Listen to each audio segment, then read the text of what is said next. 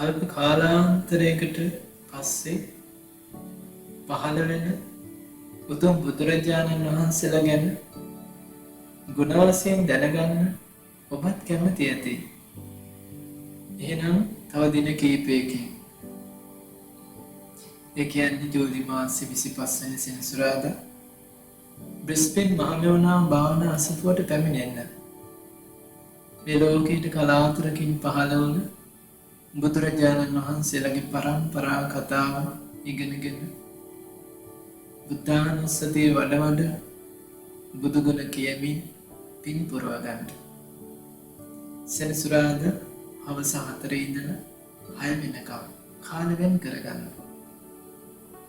ඒ වගේම තමයි මේ වර්ෂය තුළ එළඹෙන වස් කාලෙට මහා සංඝරත්නයට වස් වසන්න කියලා ආරාධනා කරන පින්කමත් එදිනමයි තියෙන්නේ. හවස 6 ඉඳලා 6:30 වෙනකම්.